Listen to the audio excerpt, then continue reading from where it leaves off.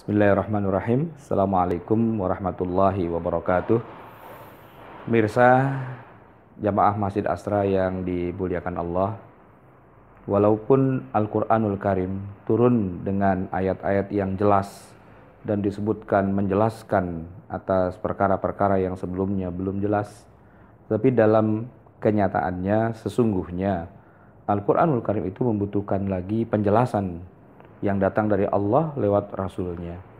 Itulah kenapa Rasulullah SAW diutus selama 23 tahun. Bukan sekedar tamasya, bukan sekedar jalan-jalan atau enak-enakan, tapi tugas beliau adalah menjelaskan. Setiap tetes ayat Al-Quran yang turun dari langit, Allah berikan penjelasannya lewat Rasulullah SAW.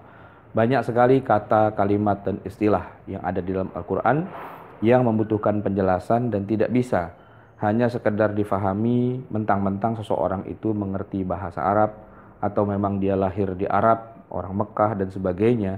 Banyak hal-hal yang harus dijelaskan dan Rasulullah SAW lah yang menjelaskan kepada para sahabat nanti menjelaskan kepada generasi berikutnya dari para tabi'in, atba'ut tabi'in, para ulama, para fuqaha dan sampai kepada kita.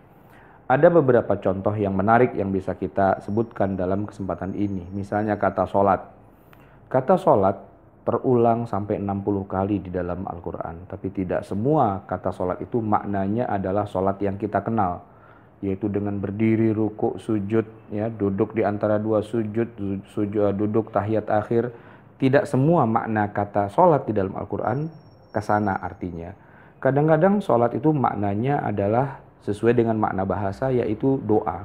Sebagaimana firman Allah Subhanahu wa taala kepada Nabi Muhammad, "Khudz min amwalihim shadaqatan tutahhiruhum wa tuzakkihim biha wa shalli 'alaihim." Wa shalli 'alaihim. Itu secara harfiah artinya adalah doakanlah mereka. Orang yang sudah bayar zakat, kemudian doakanlah mereka.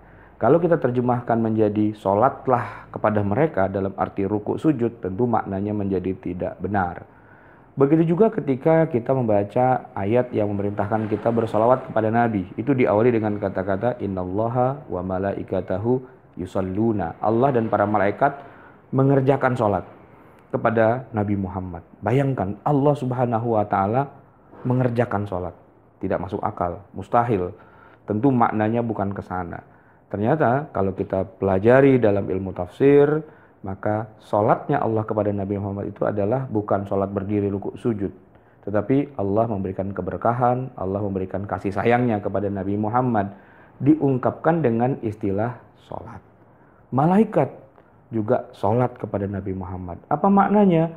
Malaikat itu memohonkan ampunan, yastaghfiruna nabiyahum, memintakan ampunan kepada Allah atas Nabi Muhammad SAW. Dan kita sebagai umat Nabi Muhammad juga diperintahkan untuk sholat. Dan ayat ini mungkin membingungkan buat kita. Bahkan ada sebagian sahabat yang datang kepada Nabi bertanya, "Ya Rasulullah, bagaimana mungkin kita disuruh sholat kepada Anda? Apakah boleh kita sholat kepada sesama manusia?" Maka Rasulullah mengatakan bukan sholat yang maknanya berdiri ruku sujud, tetapi maknanya adalah kalian membaca Allahumma sholli ala Muhammad. Oh, ternyata maknanya adalah membaca lafaz sholawat. Nah, oleh karena itu para pemirsa dan jamaah Masjid Asra yang dimuliakan Allah, tidak boleh kita menerjemahkan seenaknya kata-kata yang ada di dalam Al-Quran tanpa adanya penjelasan resmi baku yang sumbernya dari Rasulullah Sallallahu Alaihi Wasallam. Tidak boleh menggunakan hawa nafsu, tidak boleh pakai logika akal pikiran kita saja, tapi harus ada riwayat yang jelas tentang apa yang dimaksud oleh Allah dalam setiap pilihan kata yang ada di dalam Al-Quranul Karim. Selamat mempelajari Al-Quran dan mempelajari isinya. Wabillahi taufiq wal hidayah. Assalamualaikum warahmatullahi wabarakatuh.